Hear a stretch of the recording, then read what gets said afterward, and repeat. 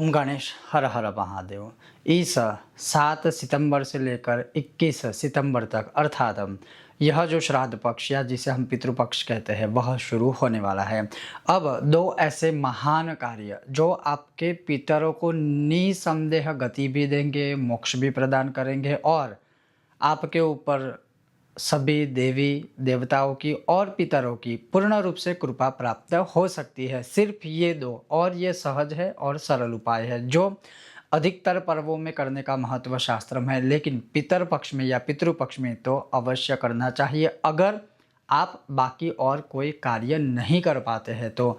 और वो क्या है वही आज मैं अपने इस विषय वीडियो में आपको बताने वाला हूँ। चलिए शुरू करते हैं। तो ये जो दो काम है या कार्य है वो क्या है। सर्वप्रथम जब आप अपना नित्य पूजा पाठ कर्म आदि प्रातः काल सुबह सुबह पूर्ण कर ले, उसके पश्चात आपको एक मन में संकल्प लेना है कि मैं यह पूर्ण रूप से 16 दिनों में अर्थात श्राद्ध काल में निसंदेह पीपल के वृक्ष के आगे जाऊंगा या जाऊंगी, पीपल के वृक्ष की मैं प्रदक्षिणा करूंगा या करूंगी, पीपल के पेड़ के वृक्ष को अर्थात मैं जल चढ़ाऊंगा या चढ़ाऊंगी। और उस समय पर जो पितरों का यह मंत्र है ओम सर्वपितृ मम मनः कामना सिद्ध कुरु कुरु स्वाहा, इसका मंत्र जाप करूंगा या करूंगी। और फिर पीपल के पेड़ के नीचे एक गौ माता के घी का दिया प्रज्वलित करूंगा या करूंगी। पहला कार्य ये है।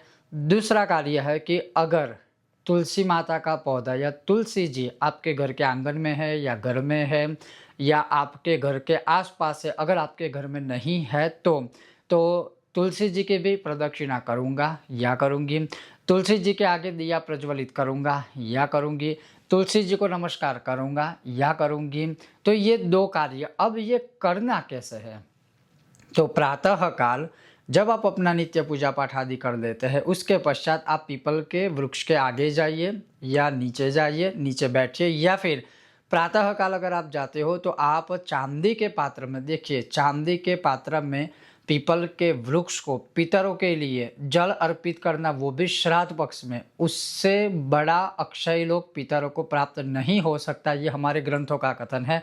तो अगर, और इसके लिए ये जरूरी नहीं है कि आपके पास बहुत बड़ा चांदी का कलश होना चाहिए, एक छोटी सी कटोरी भी होगी। मैं ये कहता हूँ कि चांदी के पात्र में एक बूंद भी पीपल के वृक्ष के नीचे इस श्राद्ध पक्ष में या कोई भी श्राद्ध पक्ष में पितरों के लिए आप जल अर्पित करते हो तो पितरों को अक्षय लोक की प्राप्ति होती है। तो प्रयत्न कीजिए कि चांदी के पात्र में आप जल लेकर के पीपल के पेड़ को अर्पण कीजिए और उस समय पर 4 प्रदक्षिणा कीजिए। और प्रदक्षिणा करते समय आपको यह मंत्र बोलना है ओम सर्वपितृ मम मनः कामना सिद्ध कुरु कुरु स्वाहा। अगर चांदी का कलश या पात्र नहीं है तो आप तांबे का या पीतल का आप कलश या पात्र का प्रयोग कर सकते हो। फिर आपको पीपल के पेड़ के नीचे मूल में गौ माता के घी का एक दिया प्रज्वलित करना है। तो आप ये एक सहज सा उपाय कर सकते हो। और दूसरा उसी प्रकार से तुलसी जी का पौधा या तुलसी जी आपके पास है, अगर आपके पास नहीं है, आपके आसपास है, वहाँ पर भी नहीं है, शिवालय में या शिवालय के आसपास या मतलब कहीं पर भी आपको तुलसी जी का पौधा प्राप्त हो जाए तो निसंदेह उनको भी आप किसी भी पात्र में, उनके लिए ऐसा नहीं चांदी का कलश चांदी का ही पात्र चाहिए, लेकिन चांदी के पात्र में विशेष फल आपको प्राप्त होगा। तो चांदी के पात्र में, तांबे के पात्र में या पीतल के पात्र में थोड़ा सा जल ले करके और तुलसी माता के सामने आप उनको अर्पण कीजिए, उनकी भी 4 प्रदक्षिणा कीजिए। और उस समय पर आपको क्या बोलना है ओम हरि प्रियाय नमः, बस इतना बोलना है। और एक दिया गौ माता के घी का तुलसी जी के सानिध्य में आपको प्रज्वलित करना है। और यही दोनों कार्य आप सायं काल को भी संध्या वक्त अर्थात संध्या काल के समय भी कर सकते हो।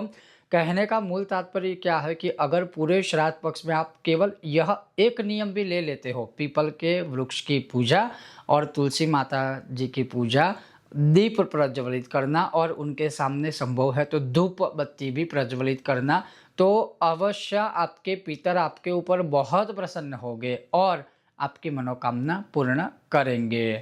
ओम गणेश हर हर महादेव।